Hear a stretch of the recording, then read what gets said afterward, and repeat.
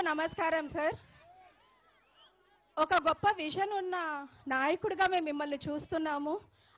పాతాళానికి అన్యాయాన్ని తొక్కిన వామనుడు సార్ మీరు. స్నేహంలో కర్ణుడికి మించిన వాళ్ళు. మాకందరికీ దారి చూపే ఒక గొప్ప నాయకులు సార్.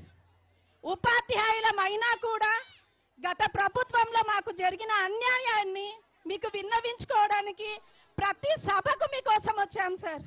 ప్రతి సభకు 77వ జీవో పెట్టి సెలవు రోజులైన శనివారం ఆదివారం రోజున అర్హత లేని ఎస్సీటీలకి ప్రమోషన్లు ఇచ్చి కేవలం తెలుగు భాషనే నమ్ముకున్న మాకు తీరని అన్యాయం చేసింది సార్ గత ప్రభుత్వం.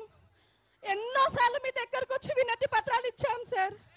ఒక గౌరవ టీచర్ వృత్తిలో ఉన్నా కూడా నేను 6 సంవత్సరాలకి 6 పాఠశాలలు మారినాను సార్. కుటుంబాన్ని వదిలిపెట్టి ఇప్పుడు జెడ్పీహెచ్ఎస్ ముక్కువారిపల్లెలో పనిచేస్తున్నాను సార్. ఎక్కడ వర్క్ అడ్జస్ట్మెంట్ అయినా కూడా నిర్దాక్షిణ్యంగా మమ్మల్ని మార్పులు చేస్తున్నారు సార్.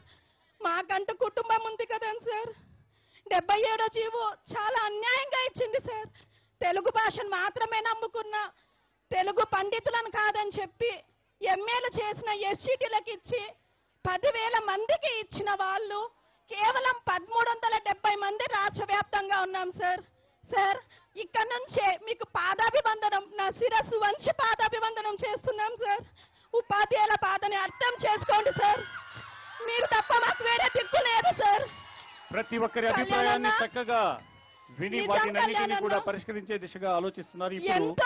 ఎంతో ఆశతో మీ దగ్గరికి అన్న రాసుకోండి అన్న, ప్లీజ్ అన్న. థ్యాంక్ యూ అన్న, థ్యాంక్స్ అలాట్. ఇప్పుడు కోడూరు శాసనసభ్యులు శ్రీ శ్రీధర్ గారు సభను ఉద్దేశించి ప్రసంగిస్తారు.